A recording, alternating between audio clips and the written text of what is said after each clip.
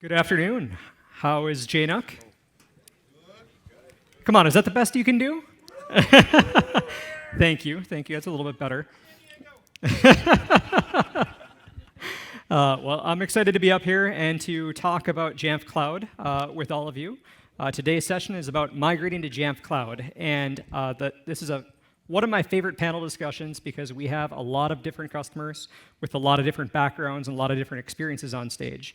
And I'll be honest with you, as I started to talk to each of them individually beforehand, and I got to hear about their own unique migration stories, I found myself taking notes and I was learning things. And I lead our cloud and delivery group at Jamf. So I can imagine that all of you are going to come away with some interesting takeaways as well. So with that said, I'm going to have them all introduce themselves because we really do have a broad range from small environments to very large Fortune 500 environments. I'm going to ask each person, why don't you tell us about the size of the environment, if you're able to, the devices that you're managing, are they iOS, are they Mac OS, and what experiences your company has with employee choice. So why don't I start with Joshua, and we'll go down the line. Hey there, I'm Joshua Wittmeyer. I work for the Home Depot.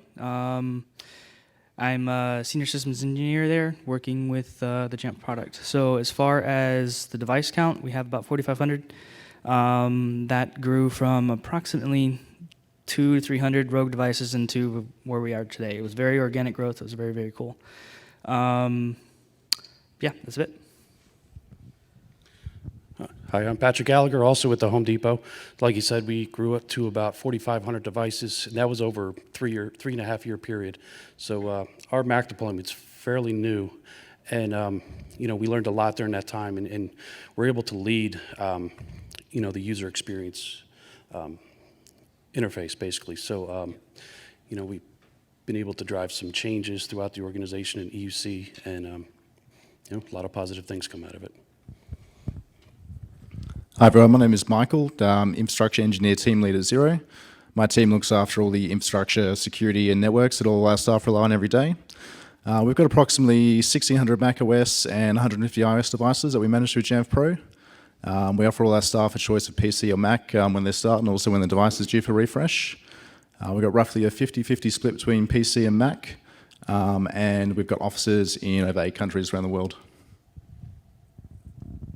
Hi, I'm Samira Masagi. I'm on the services team at Jamf, so I have a little bit of a different perspective than the rest of the panel.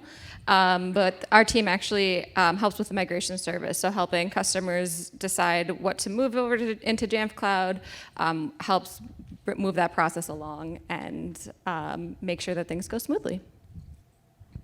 My name is Brandon Peak with Accenture. We've got about 500,000 PCs under our management. 16,000 of those are Macs. Our Mac program is about 8 years old at this time. We've managed to grow our Mac fleet about by 2,000 machines annually. Yeah, I'm Mike Sanftmerk, and I'm working with Brendan as a workstation engineer at Accenture. All right, so I do have a number of predefined questions that I've thought of that I wanted to ask different panel members, but at the same time, I would welcome you to come up at any point in time. If I see somebody standing, I will go ahead and ask your question first. If I don't see somebody standing at the microphone, I'll go ahead and go off of the questions that I've come up with in advance. So the first question that I have is, how did you all evaluate the value of Jamf Cloud, and what motivations did you have for first moving to cloud from on-premise? Brandon, why don't we start with you? Sure, we took a look at basically being able to have the scalability and flexibility that Jamf Cloud would provide for us. It gives us the ability to have a lot more security. Day zero, being able to take advantage of Jamf Cloud being upgraded to address those things. It was very important for us to take into account Accenture's cloud-first strategy. So really from that perspective, moving our Mac program into Jamf Cloud really aligns with Accenture's vision for a cloud-first digital enterprise. Joshua, what about you? So yeah, it was kind of along the same lines. We wanted to be able to move from our on-prem deployment that we had previously. We were coming up on a renewal. The discussion was already taking place. How are we going to actually go about the infrastructure going forward, as we had ups and downs in the infrastructure, so it kind of made sense to move to the cloud. And also, for me personally, I was the infrastructure engineer over all of that environment. Well, I still kind of am. But as far as not being up all night, having a work-life balance, that kind of stuff for the upgrades. That was very, very much so a plus for me to not have to go do that. I still do, and we still are involved with the upgrades, but from a validation standpoint, making sure that after the upgrades are done, everything's still working, those kind of things. Michael, what about you? For us at Xero, there's really three considerations that we had to think about. The first one was scalability. So as I've worked at Xero for possibly up to about 7 years now. When I started, there was about 500 staff and only a couple of hundred macOS devices. Fast forward to present day, we've got about, as I say, 1,500 macOS devices, and we just keep growing at a rapid pace. So we needed that Jamf Pro environment to really scale with us as we grow and keep growing. The second consideration was cost. So on the surface, when we compared Jamf Cloud to Jamf Pro on our premise, it did seem more expensive, but then when we actually dived deeper and looked into the other costs, so you've got your Windows licenses, your server hosting, all those other little components, when you add them up, it was very close to on par. So there wasn't that much of a price difference when you really dug deep. And the last one, probably the most important, I would actually say, is time. So every time Jamf released an upgrade, one of my engineers would probably spend up to 2 days preparing, upgrading, and then post-upgrade tasks to make sure that everything was working. So the way Jamf released their schedules is now every 6 to 8 weeks. When you add that up over the course of a year, you're probably spending between 3 to 4 weeks in total of that year just preparing and doing Jamf upgrades and migrations. So that was the main considerations for us. I didn't have this question in beforehand, so I'll surprise you a little bit, but one of the notes that I saw that I thought was kind of interesting was how quickly some of your environments grow, sometimes organically, sometimes inorganically as well. Would any of you mind sharing just what that rate of adoption looks like in terms of devices within your companies and sometimes how it can change at a moment's notice? Yeah, so as I mentioned before, our program is about 8 years old. We've been growing about 2,000 Macs per year. Really, that's come from the build out of our Accenture Digital and Interactive business units, bringing in companies there to help us build out new capabilities, and that's really seen an explosion of growth over time. We don't have a Mac choice program at the moment, but it is something we're looking at, and we're driving that direction. As we drive that direction, we know as we sit at 16,000 Macs today, we could be at 18 or 20,000 tomorrow, maybe at many more times that here a couple of years down the road. And so it was, as was mentioned, I think it's really important to take into account the scalability of Jamf Cloud there and being able to take advantage of that. And it's just important in that way to have that option. Thank you. How long have you all been in Jamf Cloud, and how did you first approach the migration? How long did that take? What was the process?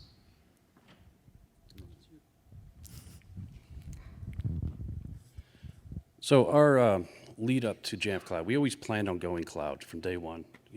We just weren't ready at first, and that was in part because of we were waiting on SOC 2 version 2 compliance. But once that was in place, then we spent the better part of maybe 8-9 months preparing the environment, getting all the firewall rules and things like that we needed to get, and testing the migration process, because we did have a bit of a complication that we had the non-removable MDM for ABM enrollments, so we had to deal with that and document how that process works. We were able to do it with some elaborate scripting in order to handle the migration. We did it as a self-service migration, and being that the majority of our Mac users are engineers as well, it was very doable. So, but I could see that working in a lot of other environments, whether it be education or other lines of business. So, there was quite a bit involved, but it's worth the effort to put the work in up front and make sure you have a smooth process, but be ready for any hiccups that come up. Michael, what about you? Once we kick off the project with the Jamf engineer, we probably did about 3 to 4 weeks of prep work to really start things before we started the big migration. One of the biggest things we wanted to achieve was getting rid of any on-premise infrastructure and going purely cloud. So our biggest thing was we didn't want to use Jamf Infrastructure Manager to connect to our Active Directory. So lucky enough, we already had Okta and Okta LDAP in place. So one of the biggest pieces we needed to ensure that was working was getting our Jamf Pro instance to talk to Okta LDAP directly. After probably about a week's worth of testing, we managed to get that working up and running before migration. Once the actual D-Day came to migrate, we probably took around 4 to 6 hours to export the database provided across the Jamf Services Engineer to get it uploaded onto the new Jamf Cloud instance. Straight after that, once it was live, we could pretty much use the instance straight away. We had a few post-migration tasks we needed to do, and then a few quirks, which I'll talk about a bit later on. But pretty much once it was in cloud, it was good to go. And yeah, we probably spent the next week just ironing out any few little quirks and nuances that we hadn't sort of accounted for. So all in all, we would actually progress along quite quickly. Great. Mike, why don't we jump to you next? I know Accenture had a lot of planning that had to go into it, and you had a very extensive process. Why don't you share a little bit more about that? Yeah, sure. We had, as Brendan said, we have quite a lot of devices. We interact with a lot of services within Accenture, so we use conditional access. We do as well use ADCS for certificate provisioning, and we have internal systems that our devices connect to send compliance informations to. So that's a big piece for us, having other systems interact and getting compliance for the workstations. And we are migrated fully with Dev. That went pretty smooth. We are not done with prod yet because we are waiting for Flexera to finish the work on the API. And once this is done, we are migrating over. So it should be a pretty smooth migration because we already had the experience from our dev environment. Fantastic. Samira, I know you've seen more of these migrations than probably all of us combined at this point. Why don't you share a little bit about what's normal? What does a typical migration look like?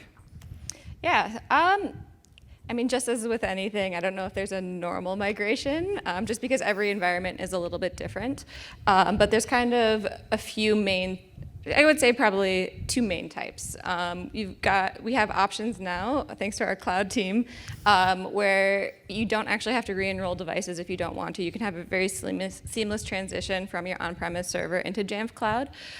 So that can help speed things up a lot because you don't have to plan as much with what to bring over, how to re-enroll the devices, and things like that.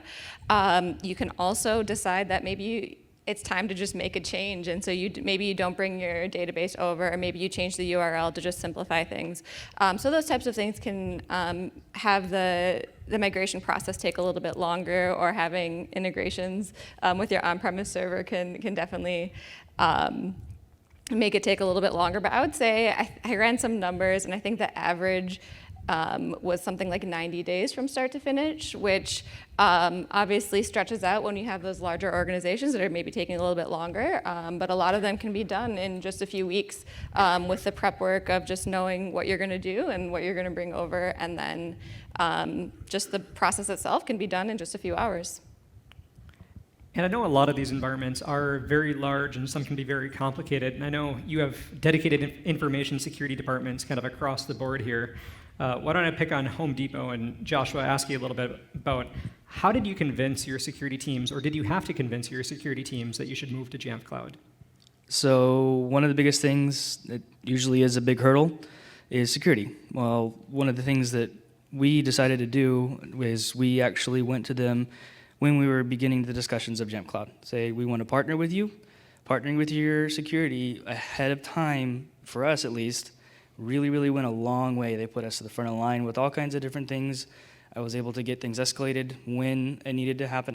Whenever it needed to be escalated, it didn't have to wait on anything. We have a security assessment that we go through with every single thing we put in the environment. So we started that day one.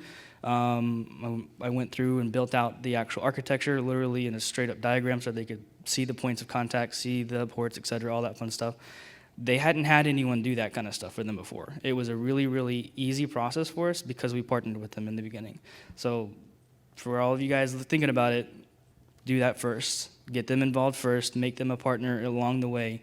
Security is important, but if you work with them, they appreciate that greatly, and they will usually, at least in our instance, made it a little easier for us to actually get this done. One of the hurdles we did have to overcome, I'll go ahead and point out, like the gem, being able to have the actual lookups, having the gem enrolled in Jamf Cloud. They didn't want to open ports outbound over 443, and that was one of the things we had to escalate. And there was a temporary open for us, just so that we can get it enrolled. And that was pretty. It went, I think, to senior director or VP level, somewhere in there, and that allowed us to actually get that audience, get that taken care of, get it done, and then we were able to actually get everything finished up within, I think, about 6 to 9 months. We actually were finished and ready to go. And then after that, it was a seamless execution for the actual migration part. And just for some audience members that might not be aware, what is the gem? Why was that important to you? So the gem, the Jamf Infrastructure Manager, allows us to actually do our LDAP lookups so that we don't have to actually bind to AD for the devices and or the user lookups. Thank you. Mike, what about you?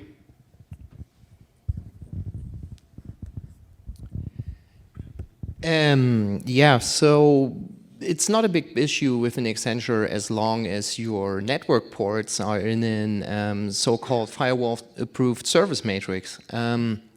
So for our security, it's more about the communication that goes back and forth. And as Brendan mentioned, we have a cloud-first approach, so they appreciate something like going to the vendor cloud. We had a similar issue with the gym, so it's not a problem to have 443 open, but the predefined ports you should use for communication, they are not in our standard firewall request and in the matrix, so we tricked around a little bit just using other ports that are already pre-approved for HTTP services, so we leverage actually 8443 to communicate with the gym. What was a predefined port for us.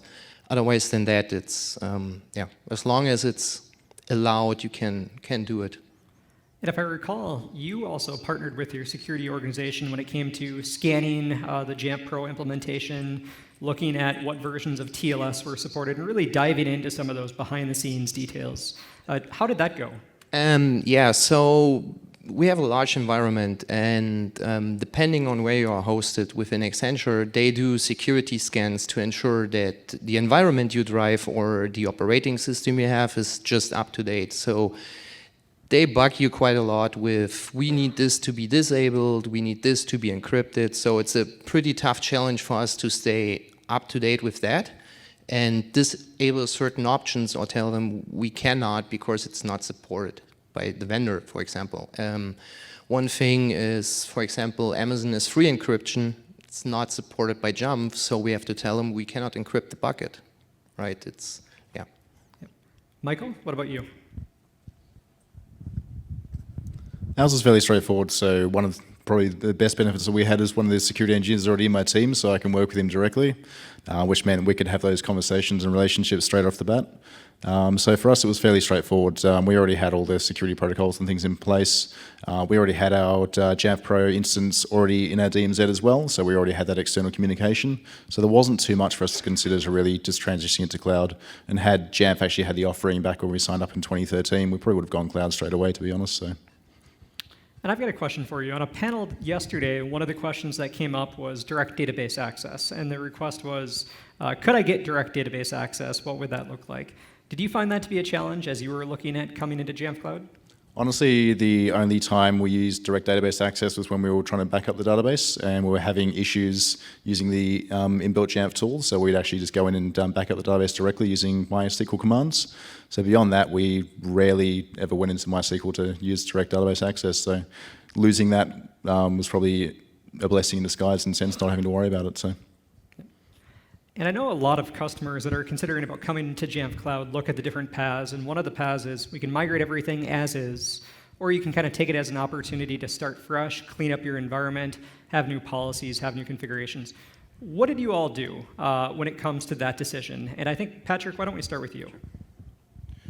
Yeah, so we decided to not take the easy route and just move the database. We felt like we had a few years worth of cruft and bad decisions and tech debt that we wanted to clear up, and we also wanted to get as many machines into supervision as we could. We enrolled in DEP back in, let's say, 2016, but we didn't actually start using it until maybe mid-2017. So we had a large number of machines that weren't enrolled with supervision. So we wanted an opportunity to true all that up and get as many machines in supervision. So we decided to just start from scratch. We used the Jamf Migrator tool to migrate some of the stuff, but a lot of the policy build-outs and how we were doing profiles, we started from fresh there. So, and it cleaned up all the old packages that we had, it made it a cleaner process, and we feel like we got a good environment now that we're more proud of, because when I started with Home Depot, it was my first experience with Jamf, and so, I may not have known what I was doing yet. So, Samira, I'm curious. You see so many of these. What do you typically advise customers when they're going through this debate of do we start fresh, do we not? It kind of comes down to kind of like what Patrick was saying, that it depends on the state of your server, right? Are you comfortable with how computers are running? Are you comfortable with the enrollment process? What happens when they get enrolled? All of those things. If that's working pretty smoothly, there's not really a need to reinvent the wheel, and we have options to just bring everything over. But if there are things that you look at the packages and you have no idea what they are, or maybe you have 1,000 scripts and nobody has touched them in years and people just add a new one because they don't know what's there, then maybe it is time to just bring over only the good parts and move on from there. Why don't we start over here? Yeah, I had a question about, you mentioned your effort to get the devices enrolled as supervised. What was the user experience for your employees where they were previously enrolled in the on-prem environment and had to unenroll and then enroll in the new environment through the automated enrollment process? Good question. So as part of our self-service for that, they would get unenrolled using the API if it was non-removable, and then we would reboot the machine. But as part of the install, we were using the project called UMAD from Eric Gomez. So it's on GitHub, but the project is called UMAD. And once that's installed and triggered with a launch agent, it will detect whether that machine is DEP capable or if you need a manual enrollment or user enrollment. So it'll prompt the user and give them the appropriate instructions. And if it's a DEP machine, you'll get the notification from Apple to enroll, and so that leads them in the right direction. That's great. We're looking at combining 3 companies, each with their own Jamf environments, into one. So that sounds like a much better way of kind of getting into the cloud with one and then getting the other 2 to migrate over. Yeah. Thank you. Yes. Very similar question. Actually, it's also a 3-to-1 or 4-to-1. So in a non-DEP environment with users without admin rights, what would the re-enrollment process look like on macOS? It's a good question. We have admin rights, so we didn't have that problem. They need admin rights, right? Yeah, you have options, right? So you can't, well, maybe not obviously, but you can't bring the 4 databases into one, right? But you can choose maybe whichever one you want to be the main database. But then to migrate them over, you can do things like you can run scripts or maybe a quick add package to unenroll and then re-enroll in the correct one, or to get the correct prompt. So there are definitely options. It kind of depends. I don't want to get too deep because it depends on the environment, but you could come up with a way to make it as seamless as possible for your end users. Something like self-service might be a good idea as well, so that they can do it when they have time. For your question, were they all Mac OS and they were all Jamf? Yeah, this is all macOS and Jamf. Okay, that also makes it a little bit easier sometimes if we already have an agent on the box. Self-service was probably the best path here. We'll be talking in the future. Sounds good. Yes, go ahead. So the reason that we have on-prem is because we like to take our time and schedule our own updates and upgrades. So with that, what kind of like advice or suggestions would you give somebody that's thinking about migrating to the cloud and then having updates just come out of nowhere? Or I know that they're planned on your end, but maybe we might not have enough time to test them out or. That's actually a great question, and for many of you that are in the room, if you don't already know about the different cloud offerings, we have our Jamf Cloud Standard offering, which is what most of our customers select, which is the thing that we're going to automatically keep you on the latest version. Like a traditional kind of software as a service provider, we want you to be on the latest version of Jamf Pro. We want you to have those latest day 0 capabilities as we constantly ship new features and functionality. But we also do have one called Jamf Cloud Premium. So if you opt for Premium, you are in control of your version management. And so all of you had to make that choice when you came into Jamf Cloud. Do you want Premium or do you not? Why don't we start with Joshua and say, how did you evaluate that choice for Home Depot? So for us, that was a pretty easy decision. We wanted to be able to have the control over versioning, and that is a feature that you get with Premium. I can go in and schedule when the upgrades are going to happen. I can tell them what version I need. If we decide to sit back a version or two, just to wait for whatever bugs to be worked out, and then they go basically pick which one we want to go do, what time we want to go do it, and then it's scheduled. So do our internal change control, etc., and then we're good to go. Another thing, we wanted to have a custom URL so that our users could go hit that, and also us internally. And I think we wanted to do it so we can also have control over our certificates too, I think. So yeah, those for us were the reasons why we went with Premium. Like I said, for just to be able to do the scheduling, for me, doing the infrastructure stuff was a must. So. Mike, what about Accenture? How did you evaluate standard versus Premium? Yeah, basically it's exactly the same for us. So first of all, the possibility to schedule when we want to have updates happen. So in our cases, it's most likely how it is on-prem. We are going to have that in cloud as well. So we upgrade our dev environment first. We test devices that are enrolled into that environment. If we see something that is unusual or not expected, and then doing the same with prod. And you want to keep that kind of flexibility and insurance that you have the control. The other thing is the custom URL. As we migrate the database over, it's important to keep that URL that the devices still can talk to Jamf. Samir, I've got a loaded question for you, because I know the answer, of course, but do you actually need to be in that premium environment if you want to bring your own URL into Jamf Cloud? Very good question. No, you do not. You can use a DNS redirect and just redirect all of your devices to that new Jamf Cloud URL. Yeah, no need to do that. And also, you don't have as much. You don't have the version control like you would in Premium, but you do have the option of having a Sandbox in Jamf Cloud Standard as well. So if it's important to have some sort of test environment, that's definitely still an option for people on Standard. Great. Did that answer your question?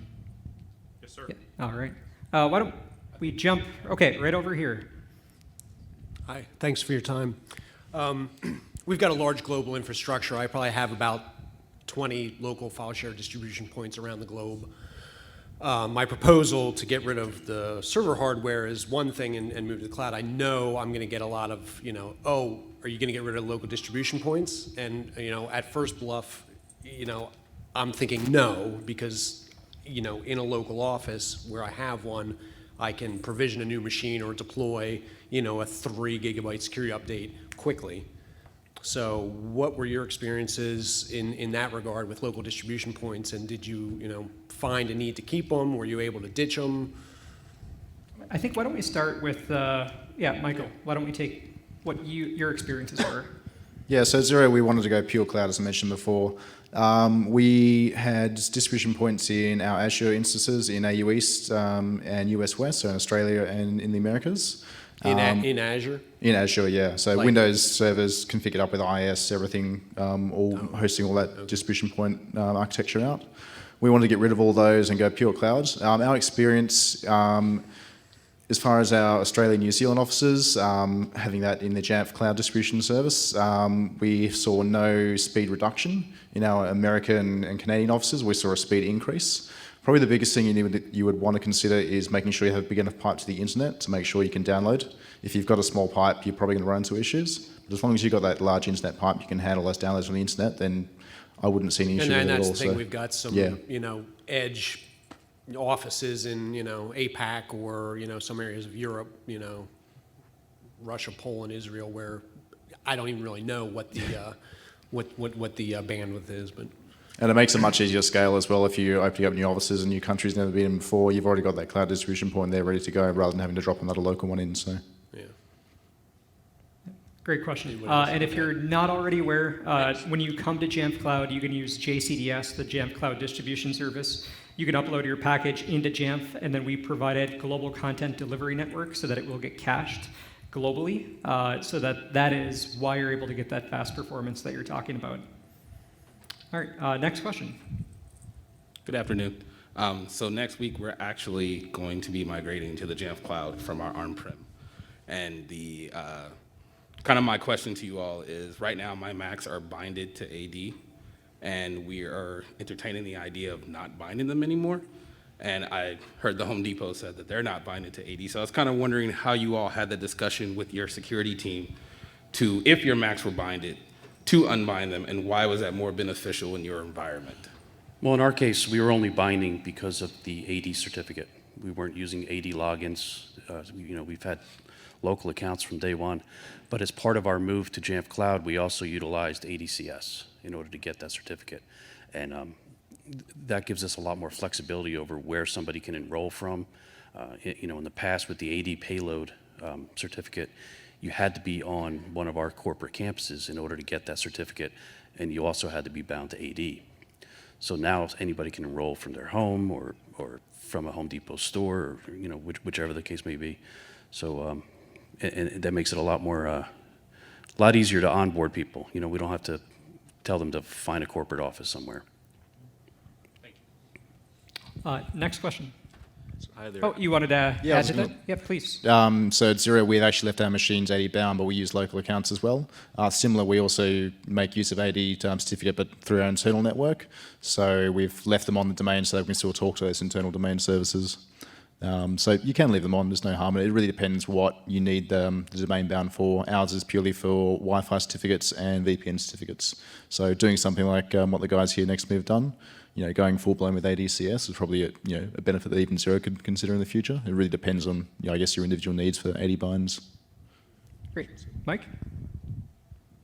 Yeah, back in the days, we bound our devices as well. The question is, why do you bound them, or why do you bind them? So back in the days, we bound the devices because Microsoft told us, hey, if you want to use OneDrive, they have to be bound, and then we can identify that, and you can use OneDrive. Well, that was not that true, and we run into the same problem. So you need to be on the company network and stuff like this to bind to the domain. So we scratched that. Now you can enroll your device from everywhere over the world and be productive. So, yeah. Great. And I would also add, from an AD perspective, are you getting something out of GPO? Probably not. And we weren't either. And we were just getting headaches when it came to password management around Active Directory and binding. Yeah, I guess like our big reason why we left them binded is what was just stated about the Wi-Fi and VPN certs. Like that's the main reason I need them binded. And then obviously I want to create a more zero-touch enrollment. And right now they have to be physically connected to my network to be able to enroll because of the binding process. So. Why not use ADCS? So this is how we provision certificates for the network, even wired and wireless. So what we do, they are added as payload to our enrollment, DEP enrollment. So they are pushed in the moment you enroll. We push that certificate straight out to the device. So in the moment it enrolls, it just enrolls in the company network and not any public free Wi-Fi when it's available. So probably an alternative, just using ADCS. Thank you. Thanks. Next question, please. So I'm looking to migrate within the next couple of months. Do you guys have any gotchas to watch out for, or any prep? Or you guys mentioned it took like a month or so for you to prep. What kind of things did you do to prep? I understand all the security and the firewalls and all that, but is there anything on the server side? Obviously, cleanup of policies and things that aren't being used anymore. But is there anything else that you guys can Patrick, think of? why don't you go first? So in our case, we were using the Intune conditional access. So that's definitely a consideration that you need to account for, because you can only have one instance of Jamf Pro registered in Intune at any given time. So we couldn't have both residing at the same time. So we had to pick a date to start the migrations. And luckily, Intune gives you a 30-day grace period So we spent a month migrating everybody over, and we did that in chunks. We didn't open the floodgates for everybody on day one.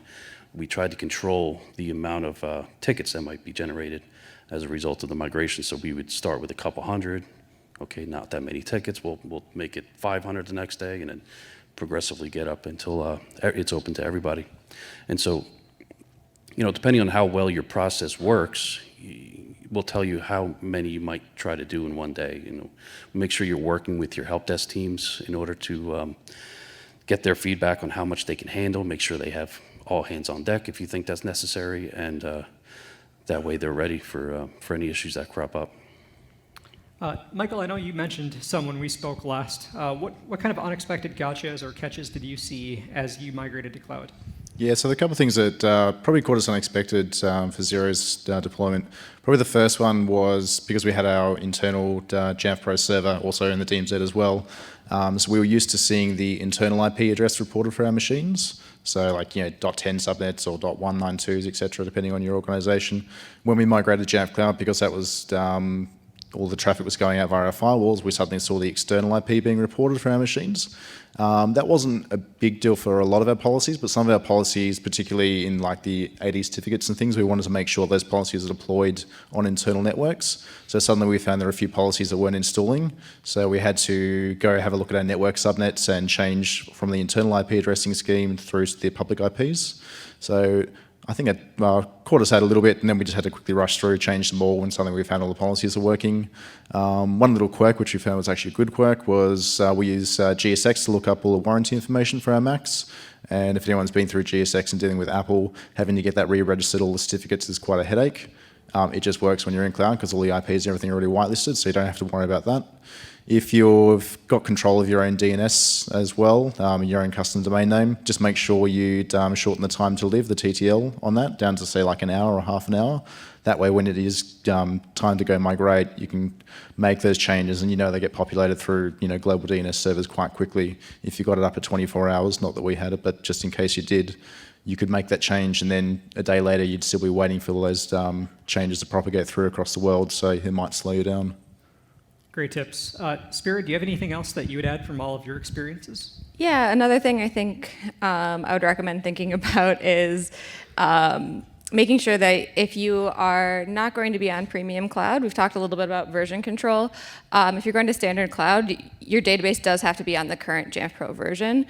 So if it's going to take time to be able to upgrade that, you want to make sure you build that into your timeline to get your database up to date. And I think the only other tip that I would share that I've heard that some companies haven't thought about or that have caught after the fact is if you do have any sort of content filtering on your network, if you're ensuring that people are authenticated before the network traffic flows through, if you're also going to cut over to something like JCDS, ensure that that traffic is whitelisted before you go ahead and make the package cutover. I've heard stories like that catching people off guard as well. Yes, next question. Kind of a follow-up. So, Okay. do you guys have any issues with ASM or Apple Business Manager or anything? The token, you mentioned the token for like GSX. Anything for ASM or? Yeah, so that reminds me, with Apple Business Manager, a couple of things like that. Just going back in and re-registering those tokens probably takes about 5-10 minutes, but once you do it, everything seems to work again. So our Jamf engineer also advised us it's a good idea to do that. I think from memory, one of them was working fine. The other one, I can't remember which one it was, but we just refreshed all of them as a precautionary measure to make sure that was okay. One other thing also I'm reminded of now is because we were using Okta LDAP as well, and using DEP when we started having the prompt up for usernames and passwords. We also use multi-factor, so suddenly when a user would enter the username and password, they were getting about 3 or 4 multi-factor requests. We found that if we whitelisted the Jamf Pro IPs in Okta, that then sorted that out, so it was like a pre-approved network, which saved us a lot of time and hassle as well. Especially if you've got a new user starting and they haven't got multi-factor set up, they're never actually going to get past that point. So. Great. And I know, Samir, you mentioned the fact that there are cloud sandboxes. Why don't we hear a little bit about, from some of you, maybe start with Joshua. Do you use the cloud sandbox? If so, how do you leverage that?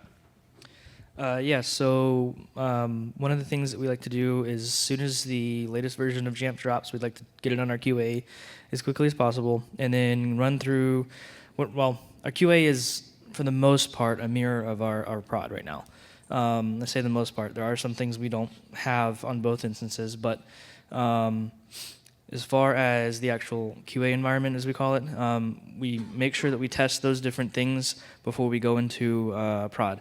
And by doing that, we ensure that when we go prod, the validation piece, typically there's nothing wrong. We flush that out beforehand, just by simply doing that. What kind of performance have you observed since you've migrated into Jamf Cloud? Any experiences that you could share? Yeah, go ahead. Probably the biggest thing we saw was with the database read-write speed time. So on our old on-premise instance, deleting, for example, a computer object might take up to 30 seconds. So we sit there, hit delete, little wheel of death would spin, then all of a sudden, finally it would catch up and the database object would delete. Moving to Jamf Cloud, you pretty much hit that delete button. Within a couple of seconds, it was gone. So that was great. I mentioned it before, obviously, with the distribution points as well, so that, either same performance or better. That's definitely been a great improvement for us as well. And the fact that, all our staff didn't even notice the migration, which is probably, a good win there, so. Yep.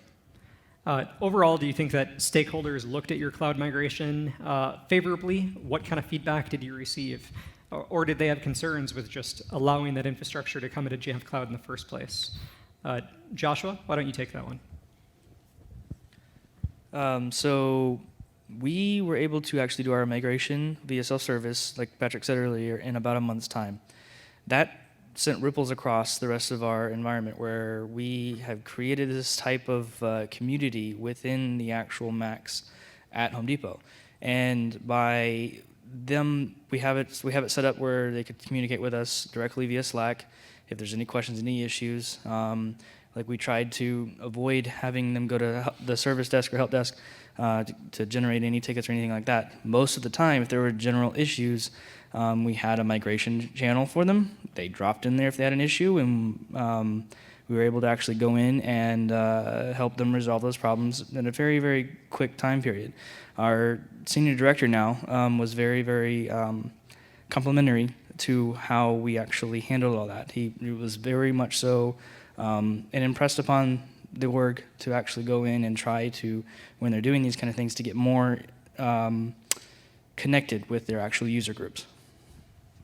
Michael, what about you? What kind of experiences did the stakeholders have? Yeah, probably the most positive experience came from my internal team itself.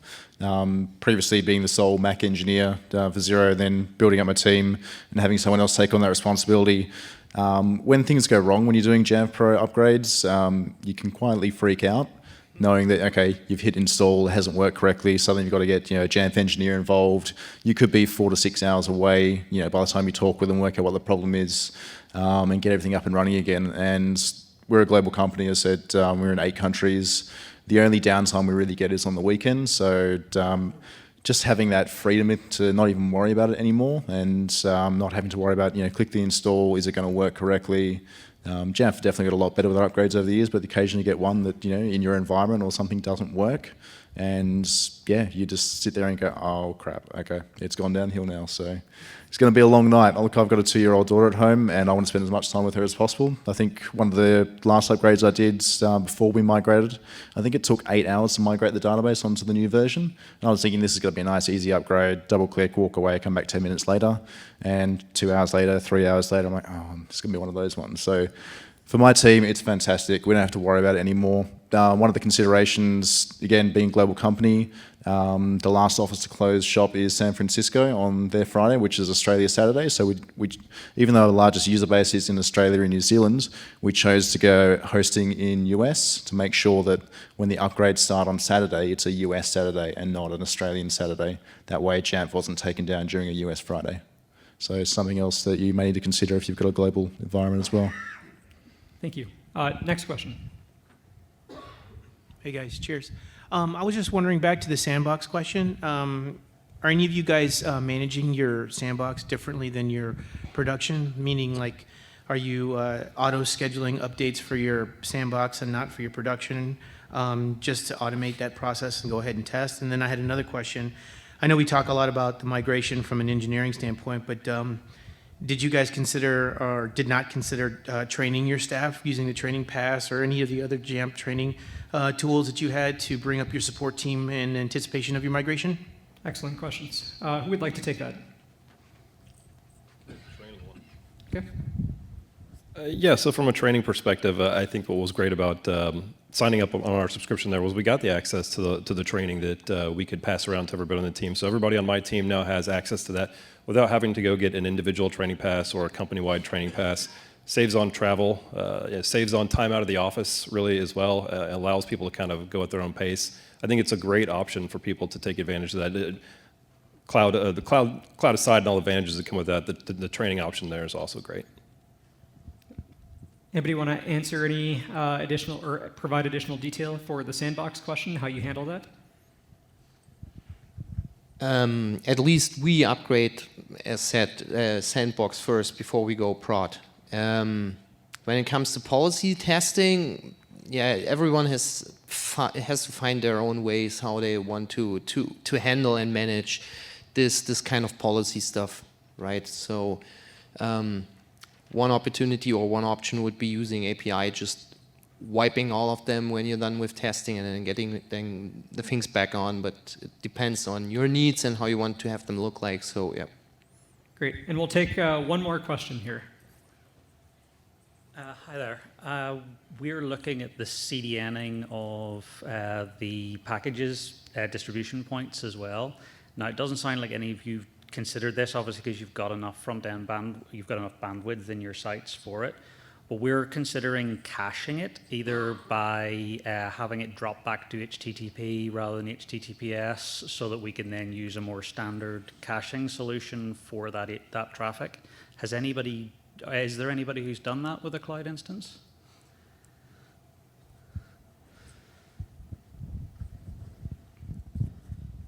So not with the cloud instance. We actually went the route of having both the JDCS and an on-prem infrastructure of distribution points. And that was done just simply to save the bandwidth, like everyone would normally do for that. But we set it up so the JDCS is the actual master, and when replication happens, we have, as I like to call it, as a secondary master on-prem that it replicates down to, and then that's running a simple PowerShell script to actually replicate around the rest of the environment. So we didn't necessarily do anything different other than HTTPS and then the SMB for the replication, but that's how we went about doing that, to be able to go about saving that out there. So. Great. Well, thank you so much for attending. A lot of us will be sticking around after the panel discussion wraps up here, so if you have any questions, please feel free to catch one of us. Thank you again.